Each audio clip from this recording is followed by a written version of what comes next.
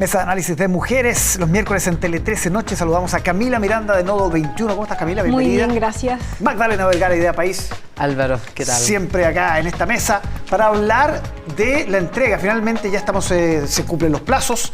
El próximo día sábado van a llegar este texto al comité de expertos que va a revisar con poquito tiempo, Camila, con poquito tiempo, porque ya comienza esto a agarrar un ritmo bien vertiginoso. ¿Con qué sensación te quedas en esta etapa del proceso? Mira, yo creo que las últimas votaciones terminan consolidando que acá hay una apuesta del Partido Republicano en instalar en una propuesta constitucional primero una visión de sociedad y después temas que en realidad no son propiamente tal una conversación constitucional y que son parte de su programa de gobierno que ha estado en los ciclos anteriores puestos sobre la mesa, y entonces eso confirma que efectivamente va a ser difícil la discusión en la comisión experta para hacer un giro, porque en realidad se terminaron reforzando algunas medidas. Para poner solo un ejemplo, una de las últimas votaciones de las enmiendas que se aprobaron es el sistema para cambiar una constitución. Y en realidad es un proceso que va a durar, que podría durar 2 ciclos de Congreso, es decir, cerca de 10 años, un proceso para cambiar una constitución.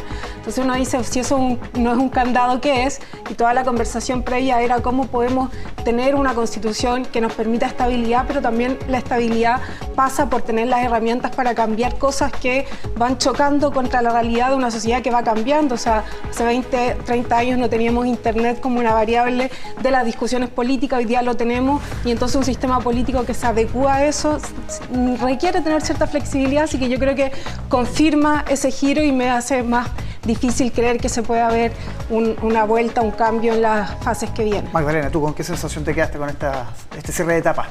Yo creo que se cierra la etapa y hay que ver efectivamente qué es lo que queda en el texto finalmente. Y si uno mira eso comparado con la Constitución que tenemos vigente hoy día, yo creo que hay avances que son significativos, que son importantes, tanto en sistema político, que es de las cosas centrales que tenemos que mejorar para poder generar los cambios necesarios en distintos temas, de poder destrabar la fragmentación, los problemas que vemos que no permiten los acuerdos luego en el Congreso. Creo yo que hay avances de distintas materias que también apoyan parte de las demandas que están siendo de la ciudadanía hoy en día.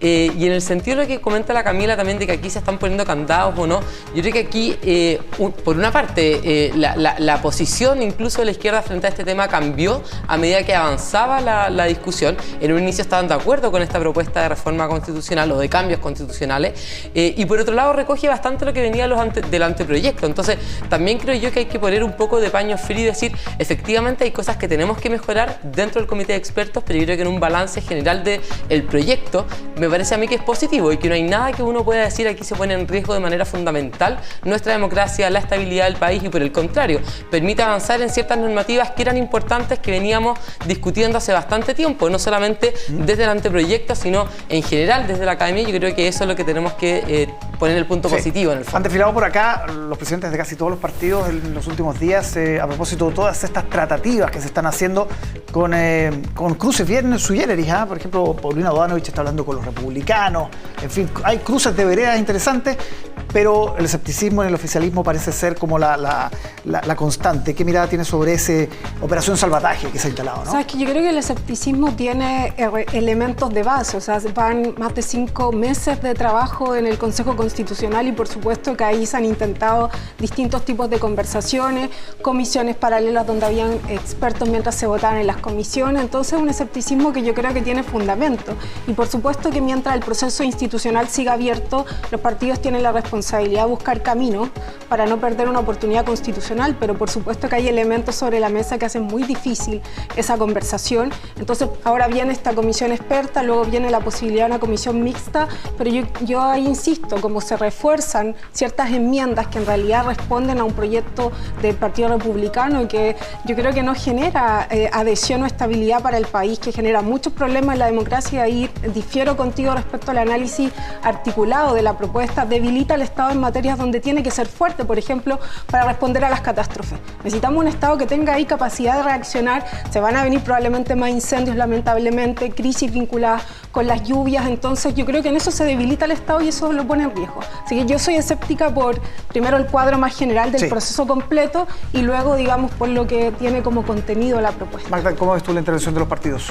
A mí me parece que es importante, creo que es fundamental, de hecho, que los partidos intervengan de cierta forma para darle también el alma, la viveza que se requiere, pero también para convencer a la propia ciudadanía, yo creo. Y en eso me parece a mí que que han influido de manera positiva también incluso en esta última etapa del proceso y que lo van a seguir haciendo tanto con los expertos, que uno ve que ya están en conversaciones cruzadas, como tú lo decías, a nivel transversal, como también lo que se pueda dar de vuelta en el Consejo.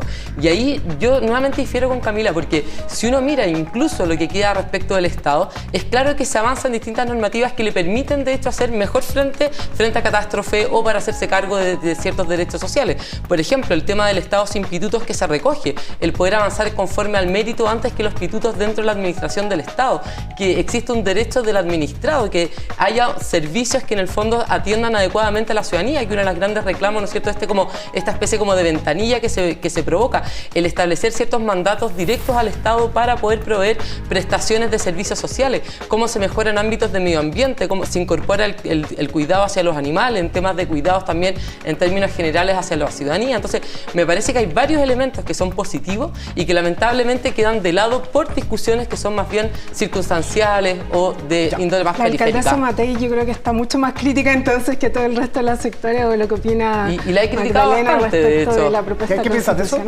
Yo creo que lamentablemente aquí hay que poner el capital político a disposición para que podamos sacar un texto adelante y logremos solucionar los problemas en los que estamos hoy día. No podemos simplemente seguir con el tema constitucional abierto y en ese sentido a mí me parece que todos los partidos y todos quienes tienen algún tipo de poder representativo, en fin, tengan la posibilidad de poder aportar al proceso y no simplemente quedarse al margen. Solamente nos queda un minuto y medio para hablar de una ministra en problemas, la ministra de Salud. Se la ha visto muy sola, dicen, incluso en el oficialismo, además con gremios que se han ido endureciendo en su postura, pese a que son del oficialismo, las líderes del Partido Comunista. ¿Cómo ves la situación de la ministra? Yo creo que la ministra recibe dos problemas heredados en general, no del gobierno anterior, sino más grandes. Uno que tiene que ver con la pandemia y todo el grupo de personas que hubo que contratar para hacer frente a la pandemia, y por supuesto que eso tenía un periodo limitado porque tenía recursos asociados. Entonces ahí la pregunta es si es que una discusión de presupuesto permitiría, por ejemplo, reubicar y permitir que el Estado tenga más posibilidades de ayudar en salud.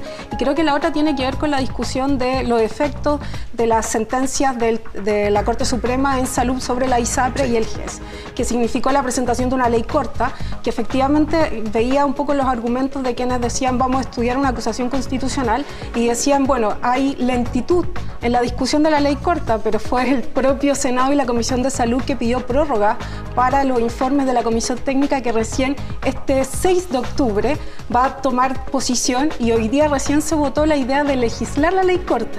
Entonces también yo creo que hay un desajuste entre el debate legislativo y lo que ahí puede hacer el oficialismo. Yo creo que efectivamente esos dos problemas suponen que tiene que haber una ministra muy comprometida con resolver crisis, porque le ha tocado esas crisis, y por supuesto que ahí pueden haber dudas de su gestión. Y se da una paradoja porque es una ministra que todo el mundo le reconoce las competencias técnicas, que es transversal, participó en el comité COVID durante el gobierno de Sebastián Piñera, que recibe además un incremento sustancial en su cartera para el próximo año, uno de los más altos, pero sin embargo se le critica la gestión política. Sí, yo creo, y aquí estoy de acuerdo con Camila, yo creo que lamentablemente a este gobierno le tocó asumir una situación que era compleja, que venía desde mucho antes. En el fondo nosotros venimos con problemas y esto principalmente producido por este activismo judicial que ha hecho estos fallos con alcance general que han afectado especialmente el sistema de salud, la posibilidad de quebrar la ISAPRES, en fin.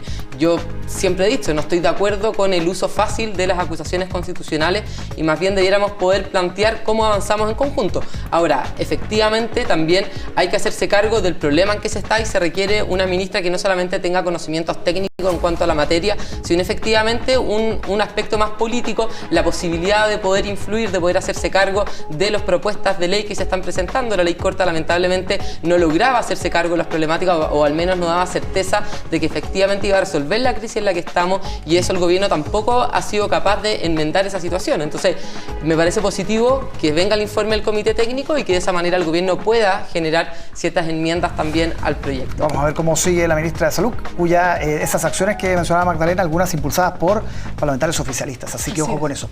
Camila, Magdalena, muchísimas gracias por acompañarnos como todos los miércoles. Muchas gracias. Estén muy bien.